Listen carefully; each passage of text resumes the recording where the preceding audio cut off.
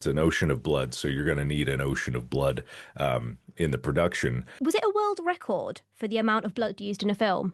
Yeah, by What far. did Aren't enough of us left to be throwing lives away, but there is too much at stake not to take calculated risks. I'm Markiplier. I have a YouTube channel. I've directed a movie now, and I've done a whole bunch of video content. There's been a huge reaction to the film. $17.8 million on domestic opening, 36 million worldwide. Tell us a little bit about your reaction to how it's been received. I have been ecstatic. I know I don't sound it. Please let everyone know that I'm a little sick today. Otherwise, it'll come across as I seem disingenuous. But I've been very happy. I swear, I've been looking at my phone nonstop. My screen time on my phone has been exponential this past couple weeks because I love seeing people reacting to it and talking about it and getting excited about it. It's always the cathartic part at the end of a long project. Because I've been doing these kind of things for a while. Well, not a feature, but similar to that. The whole level of a movie is sometimes seen psychologically as a bigger thing. So in a lot of fans' my eyes, it's a bigger thing. But the cycle is the same as what I've been doing for a while, and it's just really fun. So, I mean, talk us through actually making Iron Lung because you're behind the creative process. You're the director. You've starred in it. You've written it. Mhm. It's been a mammoth job for you. Talk us through that. I worked very closely with David Zemansky, who made the game. Obviously, it was his universe that I was playing in, so I wanted to make sure that it was definitely going to respect that. But also, I wanted to make sure that we were doing things right in terms of production. I wanted to do as many things physically as possible to the point where we had our set up on a motion controller rig, which basically the whole sub was on a moving platform that could be programmed to do moves. So that was instrumental to the process with lots of blood. We knew that we were going to need lots of blood. It's not like we set out to be like, hey, we're going to break the record for most blood in a movie. It's like, no, we look at it realistically. It's an ocean of blood. So you're going to need an ocean of blood in the production. And even then it won't be enough. You got to make up for it in simulations and CG afterwards. Was it a world record for the amount of blood used in a film? Oh yeah, yeah, yeah, by What far. did what did you do with all the blood afterwards? So it's actually food grade. So it can be disposed of. It's not a harsh chemical. It's made from a glycerin. And that was part of the problem. We ordered it at the beginning of most of it. We ordered at the beginning of production. And it's a 35-day shoot. So by the end of it, it was starting to spoil, which is something we didn't think about. So by the time I was swimming in it, some of it was getting progressively worse. I don't think it was dangerous, and thankfully I was the only one swimming in it, so I get to make that call. But it definitely was not pleasant smell-wise. You've talked about, well, it's encouraged people to donate blood as well. You've had the blood drive. Could you talk a little bit about that? We've seen the odd post suggesting it's had a huge impact with blood drives across the country there. I don't know the exact number or how much success. I've heard a lot of things from the people at Vitalent that were helping organize it. And I don't know if we've made any kind of record there. I kind of let that go in light of, I just wanted more people to donate. But as far as I know, most of the appointment slots for the trucks that we did had were full constantly. There was very few openings, and then donations in blood banks around the world, or at least in the United States and some of the international countries, had a spike in appointments. People organized their own little mini groups based on Iron Lung, and overall, I think it was good because the more people that have never donated that get a first chance to do it, the more likely that they're going to build a habit. I personally, before I did this, when I was growing up, I donated blood almost every time that I could before I moved out to LA. And then I fell out of the habit when I came here, but I want to get back into it now. I donated a gallon before, so you get a gallon pin when you hit a gallon of blood donated. And then it goes up by 2, 3 for your lifetime blood donation.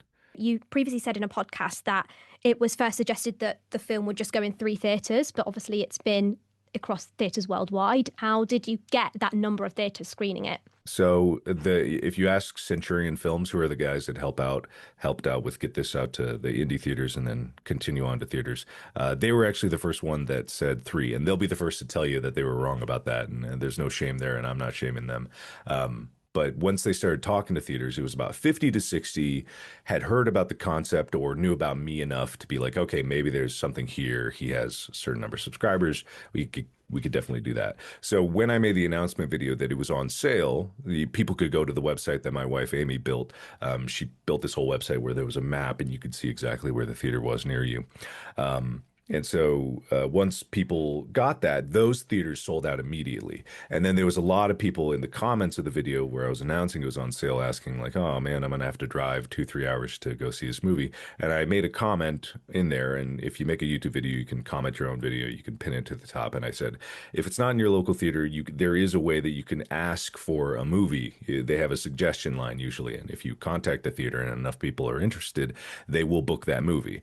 And so that's all I did. I made a comment on my video, not even in the main video itself. And my audience took that and ran with it really hard. So as soon as that started happening, all these theaters were inundated with emails and phone calls and people showing up physically to the theaters.